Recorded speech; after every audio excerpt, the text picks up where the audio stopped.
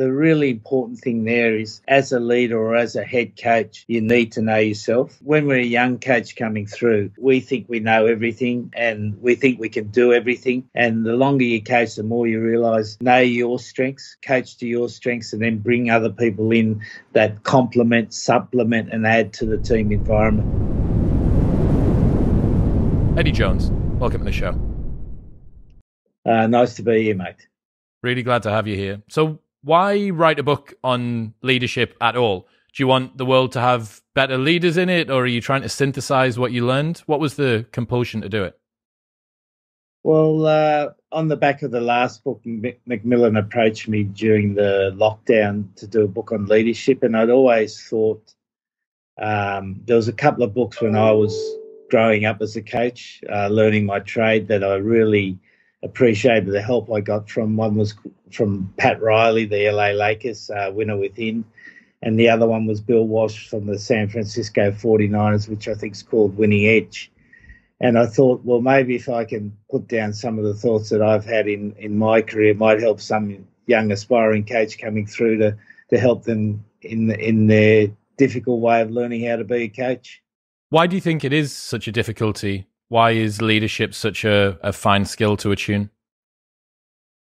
Well, I think, coaching, as I do for a living,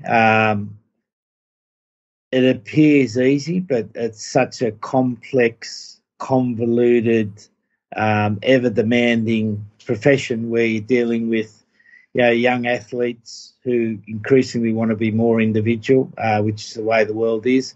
And you're trying to put them together into one team and do the same thing in a period of time and extract from them effort that they don't normally want to give. Does that suggest that it's becoming a bit more difficult to be a leader or be a coach now? It sounds like people are becoming more individualistic, which is making coordination more challenging. Look, I don't think it's become more difficult. I just think there's more parts to it now. You have to take into consideration a lot more things than previously you had to. Just for instance, within coaching a team, you have to take a lot of consideration into the learning environment which you create for the players. Whereas previously, if you look back 20 or 30 years ago, you could stand at the front of the room and say, this is what we're going to do, and everyone would say, well, how hard do you want us to do it, coach? And now you have to explain why you have to do it. You have to make sure you have the right number of messages. You have to have the messages in the right way. You have to have the right sort of visual presentation for the players. So all of that's become more challenging to extract the maximum effort from the players. How do you balance that need for team members to listen to your instructions, but them to also come up with their own solutions? I think you've got a story in the book about when you presented one of the players with sort of here's a problem, you need to fix it, but also the players still need to listen to your words. How do you find that balance?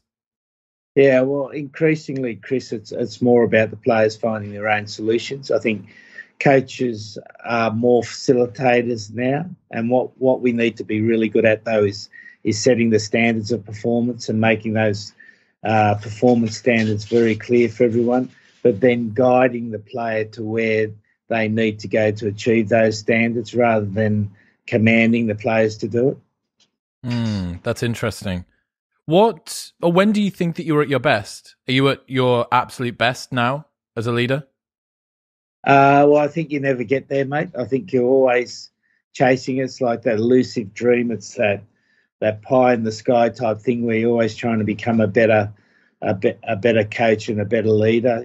We had Roy Hodgson come and visit us during the last Six Nations, and Roy's 72. He's coached, I think, 4 different countries, most of the top football clubs in the world, and his opening statement was, "Oh, boys, I'm still trying to work out how to be a good coach." And I think that's so true, that you're always chasing to be a little bit better because there is no finite state in sport, and there is no finite state in any high-performance organisation. There's always what's coming next, who's chasing you, who's trying to do a little bit better than you. What are the values of a good leader to you? You break that down into a sort of a big 5. How do you go through courage, hard work, discipline, iron will, and curiosity? Well, I think all of those things are important, and they're all important at various times. I think, yeah, as I spoke about in the book, there's a cycle of performance that you need to go through where you need to build up the team, and particularly at the start when you take over a team, I think you need a lot of courage to come up with a vision that's probably higher than the players have ever wanted to achieve, and then you've got to sell that vision to the players. You've got to make sure that they're prepared to work hard to achieve that vision.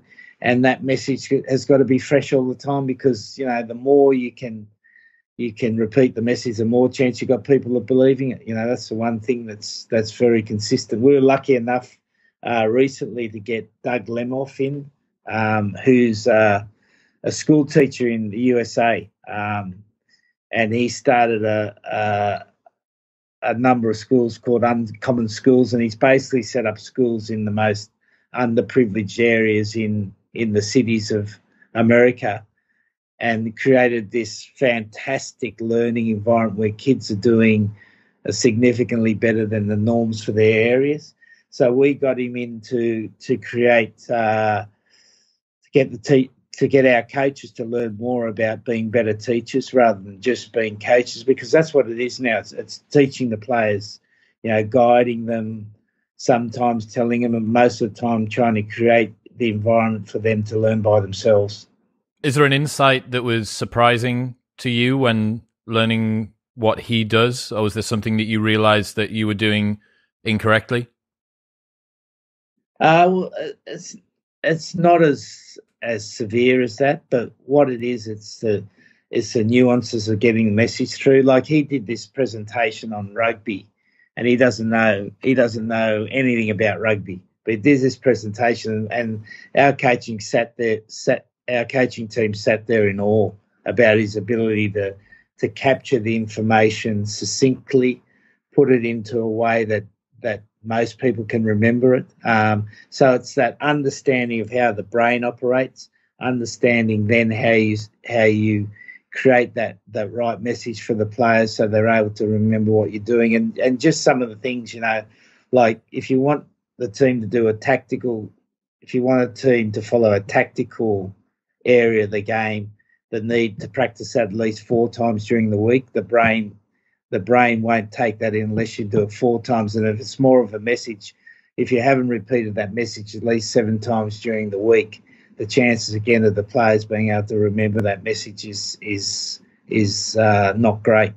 So value, those little things are really important. Yeah, the value of repetition from someone who doesn't have a clue about rugby, but was able to come over and give people who've spent their entire lives doing rugby some new news. Yeah, and it's the value of repetition without having repetition. Yeah, that's the important thing, because if we keep repeating the same message and you keep saying it the same way, people get bored of it, you know, and particularly in today's society where, you know, if you haven't got something new on your podcast, people don't come back to it, do they? You know, because there's always something new that they can go to. You look at, you know, soft drinks or drinks in the shops now. Like 30 years ago, you had Fanta, Coke, lemonade, and water probably. And now you've got, you know, each week there's a new flavour, a new sparkling, you know, lemon, yuzu, whatever it is, juice coming out, because people want new things. And it's the same when you're giving messages to players now. If you keep saying the same thing, they won't listen to you. So you've got to present the same message in a number of different ways. So it's that idea of having repetition without repetition. Same as coaching on the field, you know, the importance of fundamentals in any of the games we play, whether it be football, whether it be American football, whether it be rugby union. The fundamentals are the bit that gives you the beauty of the game. But young players don't want to do the endless drills of passing the ball without thinking. So you've got to be able to create those drills that are repetition, but at the same time the players think they're doing something new all the time. So there's an element of novelty that delivers the same message that you've wanted to get across to them. Yeah. 100%, mate. Summed it up beautifully. And am I right in saying that you said for physical activities, you're looking at 4 times a week, and for what does messages mean? Is that more kind of like philosophies and theories 7 times within a week? Or the message about how we're going to play, just that key tactical message that you want to stick in their head. If you're not repeating that 7 times during the week, the chances of the players remembering that is not great. That's interesting. I wonder whether the immersive element that you get when players turn professional or when they go to an international stage, I'm wondering how much more of a benefit those players are seeing because they're living and breathing it. Think about the step change between a club level player who maybe is only with his team, once or twice during the week, and then again on game day. And then as this perhaps young player works up and up, not only does he get better, but his ability to get better increases so much more because he's starting to hit this critical mass of messaging opportunities with the coaching staff that he works with. Yeah, I also think it's the ability to learn, and you see that players who go from one level to the next, their ability to learn quickly is one of the most distinguishing factors. Like I know in English cricket they had a theory that if a player went from county to Test cricket and within the first 3 innings of Test cricket he wasn't able to get 50, the chances of him adapting and being a really good player is quite low. And I think that's so true in most sports. You see when a young player goes up to the next level, that if they adapt really quickly and that's their ability to learn, if they're able to do that, their chances of being successful players far higher than the player who's slow to adapt. That's interesting. So it's like a stress test at very, very high levels of pressure. This person's put into a new environment, new stress is put upon them. How do they adapt and grow and learn? And that adaptability is a scalable insight that works out how effective they're going to be over time. Yeah. And the other part of that is that they've got to have an open mindset. They've got to be open to learning, and they've got to have an element of curiosity, and they've also got to be humble, mate, because, the hard thing for players particularly is to understand sometimes they think they've made it, they've got to the next level. So why do I have to improve now? And if you're humble, you always want to improve. And you see with the really great players, you look at Federer, he's 40 odd now and he's still got a tennis coach because he wants to improve. And every time he comes back for a new season, he's got a new stroke or a variation of his stroke. Imagine if, like, every team sport player had that approach to their game, that every off-season they develop a new part of their game by themselves and come back with a new string to their bow. And the really good players do that, and the not-so-good players think they've made it and they don't think they've got to keep improving. Is there a tension between the hard work and the iron will and the discipline and the curiosity that those first 3 are to do with kind of drilling and iterating on what you already do, and the curiosity is on growing? So you kind of have this exploit and then this explore element, that there's 2 things going on. Is there a tension that you find between those? Yeah, it's a constant battle, mate. The way you've said it is right. And there's this constant battle in terms of coaching, whether you're supporting or challenging the player. So you've always got this, and with your environment, you've got the constant battle or tension between being comfortable, because you need them to be comfortable sometimes.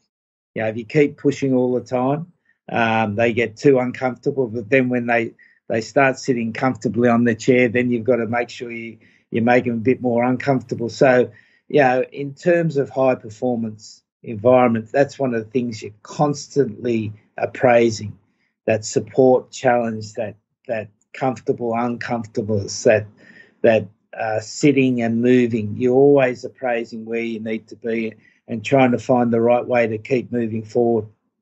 How do you avoid burnout, both for yourself and for the players? I know that you're someone who in the past has, pushed the limits of this to up towards its absolute peak.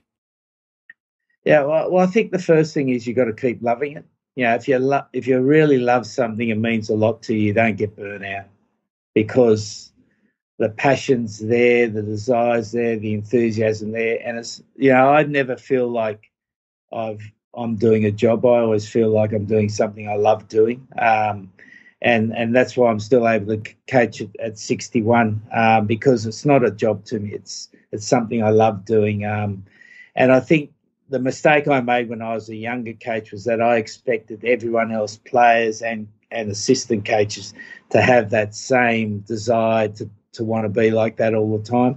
But as I've got older and got more experience, I've understood that everyone's got their own way of doing it, and sometimes it might manifest itself in this strong desire, but they've still got the desire there. So it's having more empathy about the way other people do their job. It wouldn't work for everyone to have your approach either, right? Let's say that you are the bazooka, or you're the hammer that sees everything as a nail. You don't need that. Sometimes you need other people that are more creative, that are more relaxed. I know that you've got a lot of women that are contributing as parts of your coaching staff now that also add a total different perspective into this too.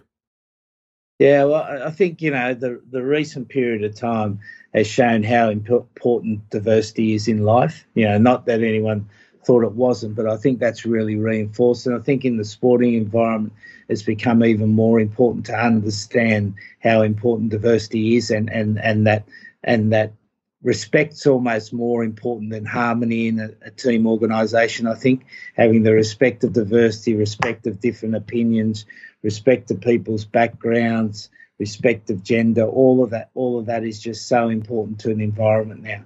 Well, the bottom line is it's not diversity for diversity's sake either. The reason that it works is that you get an effective outcome, that you have a team that performs better, that's more effective. Oh, 100%, because everyone thinks the same way, everyone behaves the same way. You don't get any new thoughts, you don't get any creative conflict. You need to have that diversity to keep the ball moving. Talk to me about when you arrived at England in 2015 then. How do you begin changing the direction of a team when you're a brand new leader? You're this fresh behind the face sort of guy that no one has an existing relationship with, but many people may have preconceived ideas about. Where'd you go? Well, I probably learnt the most. I'll just tell a little story about how I approached it. Being a casual teacher, or being a supply teacher, as they call it in England. I did that for the first couple of years when I became a teacher, because there wasn't any full-time jobs. So I'd go to a school, and I used to go to my old school, and the classes you got were always the tough classes, because teachers don't take days off when they got the top students. They take the days off when they've got the rat bag. So I'd have the bottom classes of year 9 boys, when the hormones are pumping through their bodies, they know everything. They don't want to be told anything by a teacher. And I quickly learn out, when you have those guys maybe 4 or 5 times a day, you got to quickly work out, right, who's going to be difficult for you, and you have to find some way to establish a relationship. Who's going to help you, and again you have to find a relationship with them. And then you have to make the content of your lesson interesting, that makes them want to be part of the lesson. So when you go to a new team, it's no different. You got to try to find the players who you think you need, but maybe are going to be difficult, and find a way to establish a relationship quickly with them. Work out the players who are going to be with you from the start because they're driven.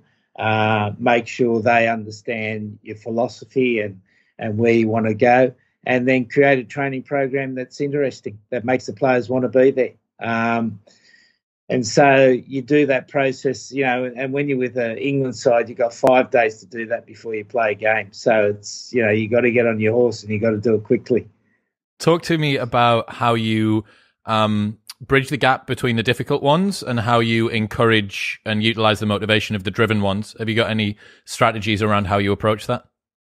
Yeah, well, you've got to for the difficult ones. The difficult ones are difficult usually for a reason. They're either really high performing players, which most of them are, or they're players you've got to get rid of. So you quickly got to make if they're high performing players, they're difficult for a reason. So you've got to try to find out what they really value, what drives them. I think I've spoken before about James Haskell. There's always been this muscular player, but had never really performed for England. But I'd met him a few times socially before that in Japan, and I knew that he wanted to be loved. So some of the most overtly ostentatious, out there type players are the players who are the most insecure. So I immediately had a conversation with him and said, mate, you're going to be so important for this team. You're likely to be our starting seven for the Six Nations. So you do these one or two things for me, you're going to be there. And that immediately made him feel good. So he wanted to be part of the team. Then for the other guys, it's giving them roles they think is going to improve their rugby. So you're looking to each player quickly to establish a personal relationship, trying to understand what's the important value for them in terms of their sport and in terms of their endeavour, and then create that link with them.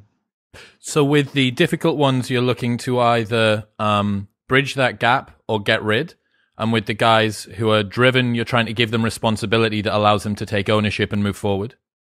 Yeah, and also show them how much you care about them. Like the big thing about any team is that the players want to know two things from the coach. Firstly, that they can improve them, and secondly, that they care about them. So you've got to have the knowledge of rugby, particularly for those driven guys. They want to know that you've got the knowledge to take the team going forward because they want to be part of the successful team. So you've got to quickly assess in the team. And I think you see this in football all the time where coaches are able to come in or managers are able to come in a short period of time and turn the team around. They're able to work out quickly how they can improve the team and therefore how they can improve the individual players' chances of being successful. So you've got to work out what that is very, very quickly. And for England, it was quite easy because they've always been a strong defensive and set-piece team. So I just focused on what they were good at previously and then gave them a picture of where we could go potentially.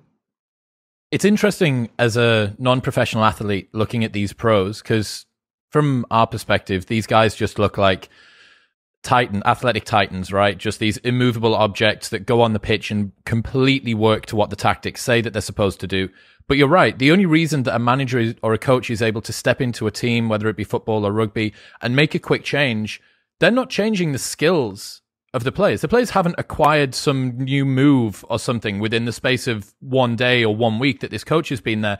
It's about the communication. It's about how they're framing that player's role. It's about how they're talking to them. It's about making them feel comfortable, confident, secure within their position within the team and giving them responsibility to drive them forward. I'd never thought of it like that before, but it makes so much sense. That's the only way you could turn something around that quickly. Yeah, no, 100%. Well, you look at it's one of the most interesting things for me is watching how other coaches operate and having seen Rannick come into Manchester United. Yeah, every time he talks, he's very clear about what he wants. Like, this is how the team's going to play. We mightn't play like that now, but this is where we're going. He wants players with a strong mentality.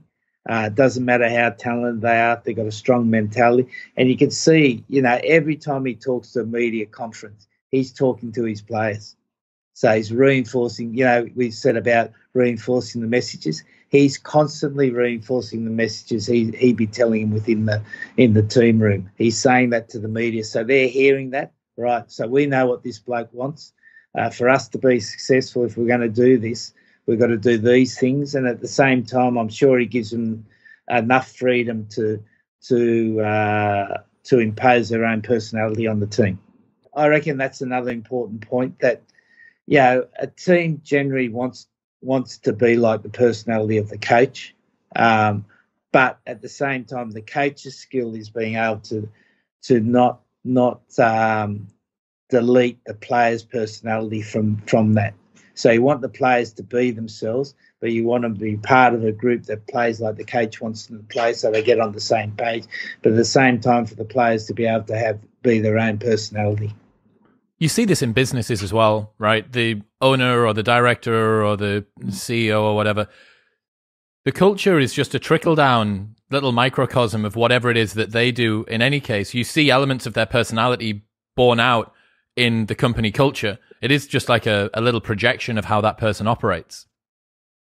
Yeah, 100%. And then the individuals are able to add to that. So they're continuing adding. Like we had a sports site come in between 2018 and 2020 for the England side. And one of her great quotes was that, remember, every conversation you have with a player or with a staff member, you're either adding to the business or you're taking away from the business. No conversation is neutral. And it's so right that every conversation you have, whether it be passing a guy in the hallway, you can either add to the team business that day or take away from the team business. And your ability to keep adding to the business is the key thing. Talking about James Haskell, you said that he was an important part of like lightening the dressing room up, being kind of the life of the party, so to speak. Are there some other support systems that a leader needs that might not be so obvious at first? You know, you wouldn't think that in a high-performing sports team that having a life of the party or someone that lightens the load would be in there, but it seems like it was quite an important role.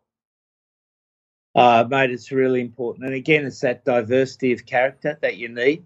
So you not only need that in the players, but you also need a staff member that's able to do that. So we had a guy called Scott Wiseman, who coached with me in Japan. I brought him over to England for the last 2 years. Like, he was a sort of bloke, like, honestly, he's 50 now, and he's still got the same pair of board shorts he had when he was 21, you know. And they tell this story about New South Wales. They're driving to training, and they see this guy in the board shorts on a skateboard, you know, with his cap backwards, pushing along on his skateboard, going to training. And this is one of the most important assistant coaches. So having a guy like that who's good at his coaching, but also can add a bit of frivolity, a bit of humour. Like, humour is such an important thing in the sports environment, or any competitive environment, that you have that balance between seriousness of the job and that humour to get people to feel good about themselves. It's funny to think that a lot of bad leaders that I've spent time with, they want other members of the team to be exactly like them. But as you've said, we're not going to get that diversity through that way. And especially whatever it is that you have, having more of that isn't what you need. It's more of the things that you don't have that are then going to spread out that creativity. Yeah. No, that's right, Chris. And I think that the really important thing there is, as a leader or as a head coach, you need to know yourself. You know, because when we're a young coach coming through, we think we know everything and we think we can do everything.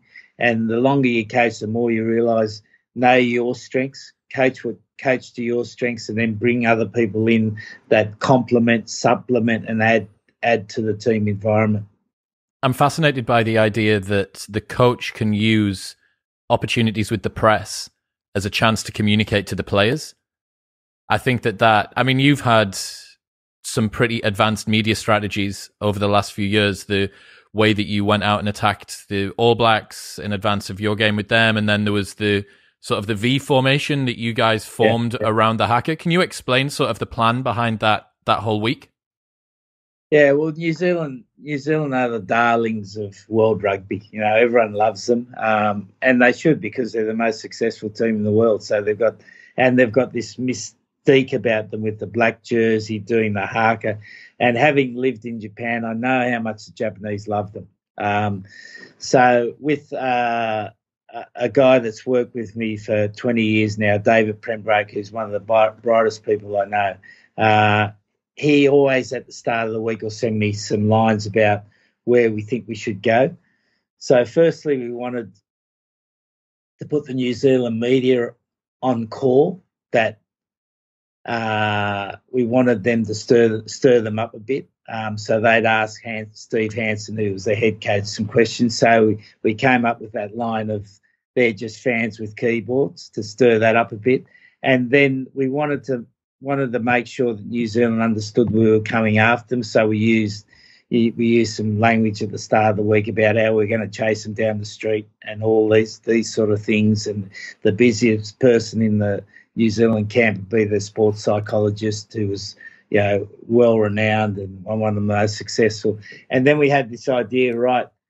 That's all well and good, but once we get to the ground and they start the haka, the whole crowd gets entranced by them. And then they become, the crowd supports them. So what we wanted to try to do was get the crowd to think about something else. So came up with this idea that that we'd encircle the haka, so we'd make a circle around it. But that was the coach's idea. So I gave it to Owen Farrell, the captain, and I said, mate, this is my idea or our idea, but then you talk to the team and you do what you think's right. So they came up with the idea that they'd make a V and stay within the distance they were supposed to stay, which I think you're not allowed over the halfway line. But unfortunately, we've got a bloke called Joe Marler who doesn't tend to listen to most people, and he kept going. So we ended up with this, this quite confrontational V, and you could hear the buzz in the crowd, all of a sudden, well, this is not we're not here to just watch the All Blacks. This is a proper game and it's on. So we got that right approach, but you do that in other games and it doesn't work, and you look like an idiot, mate. The video, if anyone wants to go and watch it on YouTube, you can see the referee or the linesman sort of trying to pull Joe Marler back and saying, no, you can't. You're on this half of the pitch. You need to be in your half. The game hasn't even begun yet. But again, that's a good example of diversity, because Joe Marler, he's completely his own man. Is he one of the most unique players that you've coached? 100%, mate. But one of the best players I've coached too.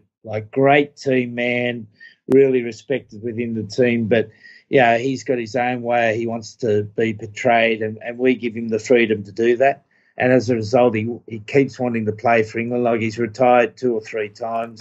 He's got 5 kids under 10 at home, so he's got plenty to do at home. But he's a great fella. He's so entertaining to watch. It doesn't surprise me that he's a fan favorite. And then when you find out that he's like a player favorite too, I guess Haskell's probably something similar, right? Just that pure character. It's it sets it gets.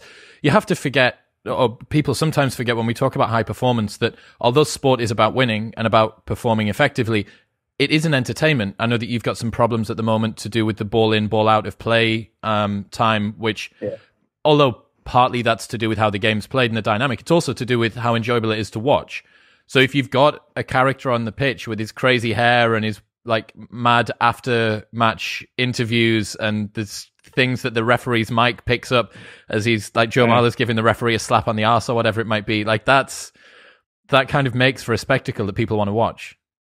Yeah, and it goes back again, you don't want to be annulling the player's personality. You want them to have their personality, and the crowds want to see that. They want to see players with personality. And as professional sports got tighter and tighter, particularly I think it's been harder for players to be their own person, because it's the academies want players who behave themselves. They don't want players who are difficult, who want to do their own thing. So those players have to work really hard now to come through.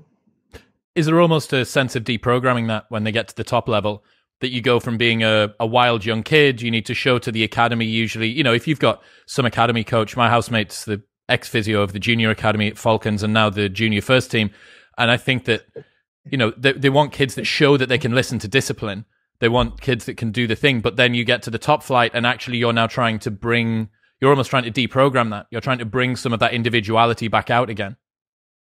Yeah, I think it's a constant battle that we've got, that we want players, particularly I think in the media, to be their own selves. Obviously there's a team line we want them to follow, but we want them to be able to tell stories. We want them to be able to entertain the people who pay, ultimately the crowds pay for the players to play the game. And they need to be able to entertain. I think that's just such an important part of sport going forward. And you see the American teams are probably best at doing it, aren't they? I remember seeing that Cam Newton for, I think he played for Carolina Panthers, a real character, the way he used to dress coming to press conferences, and people remembered that. Did you watch The Last Dance, Save the Last Dance, the Michael Jordan documentary on Netflix? What were your thoughts about that? Oh, well, again, I reckon that's a great example of a coach knowing what the team needed. Like when having Rodman there with Pippen and Jordan, he had the right balance in the team. when Jordan was out and there was just Pippen and Rodman. Rodman's force within the team was probably too strong, and there wasn't enough ballast in the senior player group to manage his idiosyncrasies. Because if they were able to manage it, he was a force for the team. But if they weren't able to manage it, then he became a negative force for the team. So I thought that the way Jackson was able to manage that, and you didn't hear much from Jackson in the series, but you could see his influence on the team and the way. The other bit I really liked was that, in NBA it looks like in the lead up to the finals it's all about attack, but as soon as you get to the finals it's all about defence, which is the same in most sports. What do you mean by that? You've got to be a good attacking team to get to the finals, but to win the finals you've got to be a good defensive team. That's interesting. I wouldn't have thought that would be the case. Yeah, well, that's the thing that stood out to me, how hard they played in defence in the finals. Like Jordan in the finals, his defence was incredible. And you think that you're going to see the same, or you do see the same pattern come across into rugby as well? Oh, 100%, mate, so clear. Because they're tight games, and they're 50-50 games, so the team that generally makes the less errors wins. Yeah, that's an interesting one. So what about your habits for leadership? What about your routines and the non-negotiables that you have in your daily existence that make sure that you're performing as well as you can as a leader? Yeah, well, I think you've got to have a routine as a leader. I certainly have developed that over the years. I've always had quite a strong work ethic. So I've always worked long hours, but I've become much more effective in working more effective hours. The book that I read and got a lot out of was a book called Deep Work by Cal Newport, which is about understanding when your most profitable periods of the day are. Make sure you do your hardest work there. Make sure you cut off all the distractions you have and do your best work then. Then the other periods are more lighter periods of work. So that's really helped me a lot, that book. And I was lucky enough to have a Zoom with him over. Any aspiring coach or any aspiring leader should read that book. Yeah, he's been on the show about A World Without Email, which is his new book that he is trying to turn people's worlds upside down with. There's one thing actually I wanted to suggest that you might really enjoy. It's a book by Stephen Kotler called The Art of Impossible. So you think about how someone like Mihai Csikszentmihalyi or Cal Newport, they come at flow from quite a psychological perspective. Yeah. Stephen comes at it from a biological perspective. So he looks at the biological prerequisites that cause a human to be in a flow state.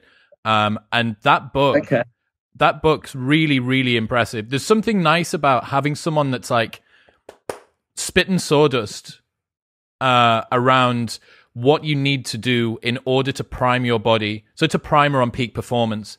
But given your daily routine, which I know you tend to work on a morning, right? You get up sort of relatively early and then you crack it out.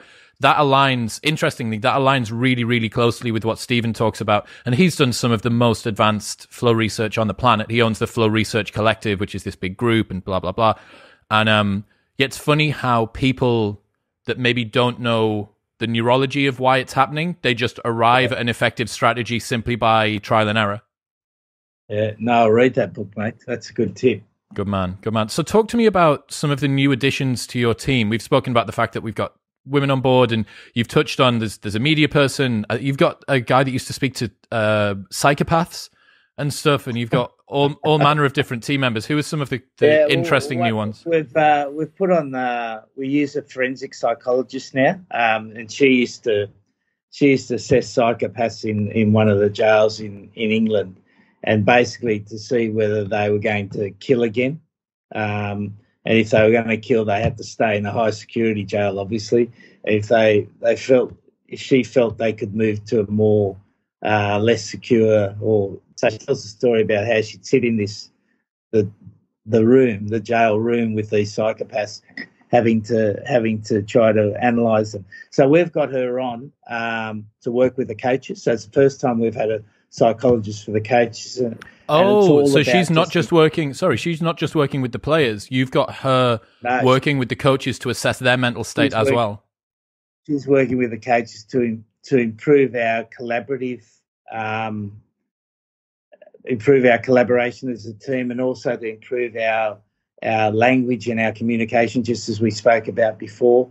Just the power of language now. It's always been important, but I think it's even more important now. So she has her name's Nashida Solheim, and she's written a book called Pin Code, and basically she's got the approach of how you should prepare for every conversation, your advanced preparation, the way you use your body, and the way you approach your conversation is just so important. So she's been fantastic for us.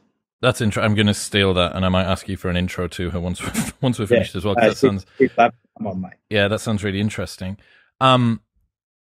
It's still fascinating me, the level of intricacy that you're seeing with rugby. I don't know how this compares with other sports, but like I say, I've watched my housemate from a front row seat move through the layers of a top level club, and one thing that struck me from that is that there are different groups, and I imagine this must be the same in most elite sports, but specifically within rugby, he's part of the physio team, but the physio team needs to coordinate with S&C, but S&C also needs to coordinate with coaches, and everybody has their own priorities. So it feels to me like the physio team are kind of erring on the side of, well, look, we know how long this injury may take to come back.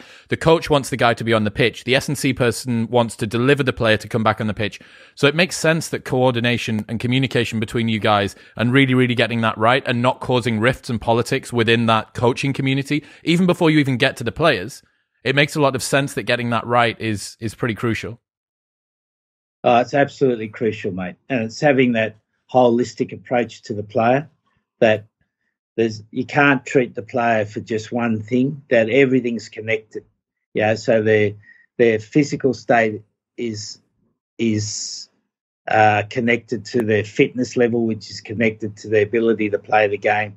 So we do a lot of case studies on the players and get all the particular people involved, making sure that the approach we take to the player is the right approach. And again, then it comes back to the language of how you approach that. So the language involved in that's just so important. And because rugby is a reasonably complex game, that's not won by individuals, it's won by a team. And that's why in rugby you don't tend to get huge superstars, because it's the ultimate team game. Like Messi in rugby would be hard to have, because he can't do that without everyone else doing their job, because it takes at least 8 players to win the ball before it gets delivered to him. There's no Ben Stokes on the rugby pitch. No, there's not, and it's difficult for those players to actually survive in the game, because it's such a complicated game, and our job as a staff is to make it simple. We've got to make this complicated game simple for the players, because we know the neurology of the brain, if the players are thinking all about this, they can't perform on the field. So our job is to make sure we keep that simple, and the communication between all those departments has got to be so concise and so much on the same page. Because you imagine now a new player comes into a team. We've got 22 staff members. So they've got now established 22 relationships with 22 staff members. That's a hell of a lot of work to do. So if each of the staff members telling them a slightly different thing, then you can imagine how confusion can come into a young player's head. So our ability to make sure that the messages are clear and concise and simple, and driving the player to the one goal is just massively important for us. Do you try and restrict the number of people that communicate sort of strategies and tactics to the players in order to reduce that degrees of freedom as well? 100%, mate. So we've broken the team down a little bit like NFL, that there's 4 groups of players, each have a head coach, so to speak, for that group, and we want most of the communication to go through that person. Particularly when the player's going through a difficult stage, we'll try to channel all that information through the right person. What about during halftime, or you could imagine that this would be any high-pressure, time-sensitive communication opportunity. Have you got some principles that you go into that with, or that you tell the coaches to go into that with? Are they trying to have one thing that they speak about? Are there some underlying rules? Yeah, no, most two things at the most, absolute most. So those old, on any given Sunday type speeches don't happen anymore, mate. It's one or 2 points. And we know that the more stressed the player is, which they usually are at halftime, they got physical stress, they might have tactical stress, that their ability to absorb information is less. So we need to keep that information so concise. So 1 or 2 messages we're trying to get through at the very most. Nice. What about when you notice in yourself? Is there something that you detect if your balance starts to go off, if you find yourself becoming less effective, or just that you're straying away from the principles? Are there any warning signs that you find in yourself when that's happening? Well, I've deliberately put another guy on, a guy called Neil Craig, who's an AFL coach. Previously in another life was a sports scientist. So he's a bit older than me, and he sits there next to me all the time in everything we do, and keeps giving me feedback about what I'm doing, so that if I'm straying away, if I'm doing too hard or too soft or not talking enough or talking too much, he's giving me that feedback. So every morning we'll have a coffee at 7:30 and go through it. And I heard another story from a Australian friend of mine who coached the Boomers at the last Olympics, and they won their first medal ever. And he went and visited the Milwaukee Bucks, and he said, he had a good relationship with the head coach, so he'd see that he was there for 10 or 12 days. He said there's this little bloke every day running around with his notepad. And he didn't know what he did because no one spoke to him. No one introduced him that he had a role. And anyway, about the 9th day he's there, he said, "Who is that little bloke that's writing these things down?" And the head coach says to him, "He's the most important bloke in this organisation." He says, "He writes down everything I do well. He writes down everything I don't do well. And at the end of the day, he gives it to me straight." And you need someone in the organisation to be doing that all the time. Like, it's like having a truth teller there, but someone who's not afraid of being absolutely honest to make sure that they're picking up things when you're moving away from what you should be doing. It's like an external impartial conscience. Yeah, 100%. Yeah.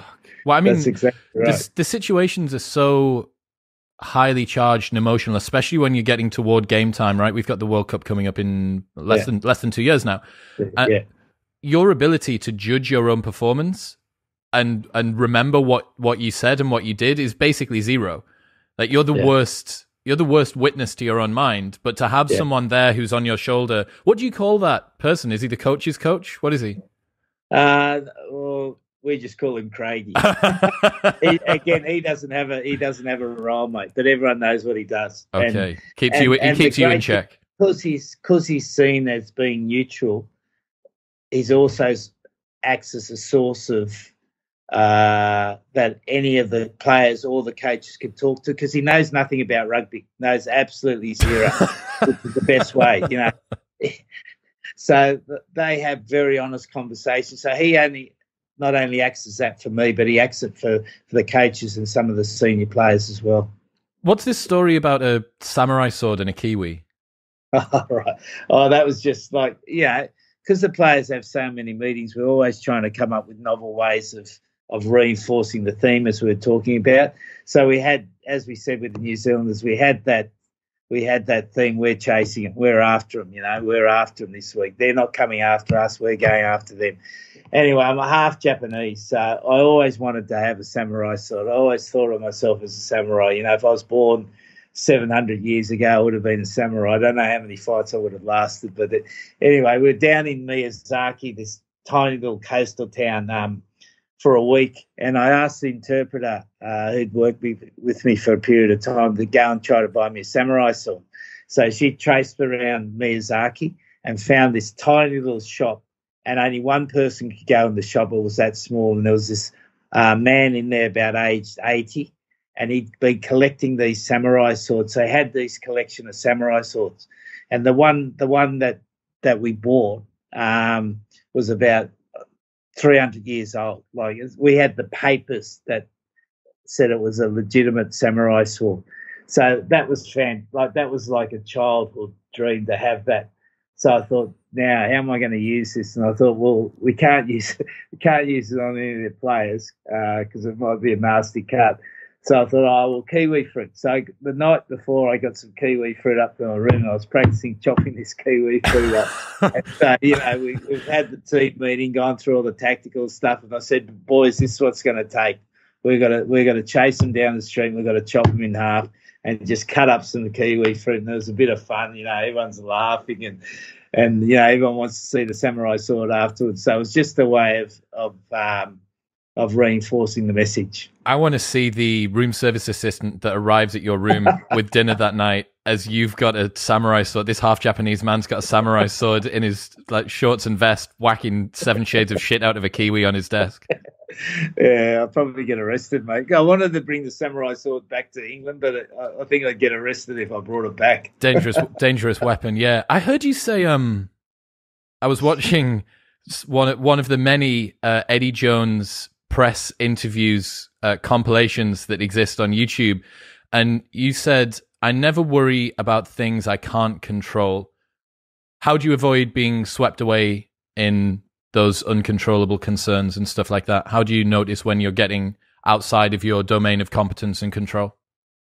Again, reflection's a big thing. I think, at the end of every day, and I'm not as deliberate as I should be, and I go through phases, but I'll try to reflect very clearly on the day, what I did well, what I didn't do well. I've used like a high-performance journal. There's those about, or I use just a little book like this sometimes, and I just write things down, and I try to be as deliberate as I can about reflection each day. And I think, that's one of the most important skills as a coach you need to have, is that ability to reflect, record, write it down. If you haven't done it well, write it down. If you have done it well, again, that reinforces the message of what you're not doing well or what you are doing well. So reflection's the most important thing, and that 7 coffee with Neil Craig's the other one. Talk to me about dealing with public criticism. Yeah, when you're young, it's hard, mate. It's hard. When I was a young coach coming through, I felt all the criticism that was directed towards you when you weren't doing well, and I enjoyed the praise when I was doing well. And probably coming to England really helped me. I remember one of the first lunches I had was with Sir Alex Ferguson. I was lucky enough to meet him, and he said, "Mate, don't read any of it. Stop reading it." And from that day onwards, I haven't read it, so I really don't know. I don't read it at all. My wife might mention something, or my mum. My mum's 96, lives in Australia, and she reads every newspaper. So she said, "They said this about you, Mum. I don't care. I don't want to know." So I just don't take any of it at heart at all. So I don't even read it. So I don't even know. So ignorance is your solution. Yeah. Yeah, I think otherwise I think it's so hard that I heard a play the other day. I was watching a documentary actually on Australian swimming, and the guy was saying he was a 100-metre sprinter, and he said, he reads social media. He says there's 700 good comments, and then there's one bad comment, and he says that one bad comment sticks with him, and he wants to ring that person up and ask him, why does he say that? And I think in sport, if you have that sort of attitude, it's very difficult, because you're wasting time. You're wasting time on that one negative comment that used to be written on the toilet wall. You walk in the toilet and someone had written on the wall, so and so is a so and so, and all this sort of thing. And because you'd only be in there for the toilet, you'd see it and you'd go out. But now players and coaches have to live with their stats, and then it becomes a storm. And if you try to at all rationalise why people try to do that, all you're doing is wasting time. How do you help the boys deal with pressure? You know, we've got this big World Cup coming up. There is some expectation after a run of good form recently. How are especially the younger lads that maybe don't have Joe Marler's 5 attempted retirements and all of his experience? How do you help them deal with that pressure? Well, we want them to see it as a privilege. Like, it's a privilege of being part of a good team that the pressure's there, and the external pressure is no greater than the expectation that's within the team and the expectation that's within the individual. And one of the things we've started doing with the players is coming up with a concept of a trademark game. That we believe that, a trademark game is a game where you play at the absolute minimum you have to play, but you play with absolute effort and absolute control. Now, we reckon if we have 75% of our players playing at that, because that's hard to do. If we have 75% of our players playing at that, then we'll win most games. So we want the players to concentrate on their effort and what they can control rather than things they can't control. So it's, again, getting back to what can you control in your performance. Control that. You can control your effort. If you can control your emotion, you have to work on that. So they're practicing that trademark game each week, trying to get brilliant at that trademark game. And if they can do that, then the better games will automatically come for them. So they don't have to aspire to be brilliant every week, because that's where I think the pressure comes from. Oh, so you are allowing a release valve. You've got a realistic view of their performance, that it is going to fluctuate from the absolute perfect to sometimes below that, and to say, look, it's okay. It's okay as long as you're playing with effort and control. Like, there's a young player that we just brought in. I won't mention his name. But he came in on the back of some brilliance at club level. Came in and played for England, had a couple of games, and he was brilliant, did some brilliant things. And now he keeps chasing that brilliance. And rather than just chasing, play hard, control your emotions, and that will come sometimes. Other times it won't come. That you can play really well and you can maybe not score goals, but you can play really well for your team and help your team win. But because there's an expectation of you scoring goals, and then if you try to score goals, you're creating further pressure on yourself rather than just play hard for the team. Like, be the best player you can for the team, control your emotions, control what you can control, and ultimately those better performances will come. That's such a really interesting way to look at things, to avoid aiming for brilliance every single time, especially when it's not just you. You know, you could maybe argue in a sport like powerlifting, where your opponent is the bar and it's gravity, how would you say, the degrees of freedom of being constrained, right? There's no opponent trying to punch you in the face, let's say, in boxing or in sometimes in rugby. Yeah. And with that, having an approach of, look, your best ever game isn't the standard that you now need to try and beat. That's just where you can get to, and what did you do that got you there? And we continue to try and iterate on that. Yeah. And the best example in rugby recently has been Dan Carter, who most of his games he was very solid, and then occasionally do one or two brilliant things. But people would harp on about the brilliant things, but it was actually his brilliance was his solidarity. And you look at most team sports, that's what it's about. It's about being solid, working hard. Then all of a sudden you get the one opportunity, and if you're in the right place and at the right time, you get that opportunity to do something brilliant. In England, it seems like rugby is still a private school-dominated sport. How important do you think it is to have players like Ellis Genge, who are sort of showing that, normal guys can make it to the international level? Very important, mate. Because, again, the diversity is important going forward. And so we're so pleased we've got guys like Genge, guys like Sinclair have come through. They're not out of the pathway, so to speak. They've fought their way through. I've had previously guys like Mark Wilson who went back to university to study. Those sort of players are really important for us. Amazing. Eddie Jones, ladies and gentlemen, where should people go if they want to find out more about the book? Well, Macmillan publishes them, and I'm sure they'll be at most bookstores, mate. It'll be linked in the show notes below. Eddie, everyone will be behind you over the next couple of years. I'm really looking forward to seeing what the outcomes of all of these new psychologists and the person that's looked at psychopaths and the guy that's on your shoulder telling you when you're getting it wrong. I really love to see people take the minutiae and the fine-tuned, fine-grained stuff right up to 11. We saw this with Team Sky in the racing, right?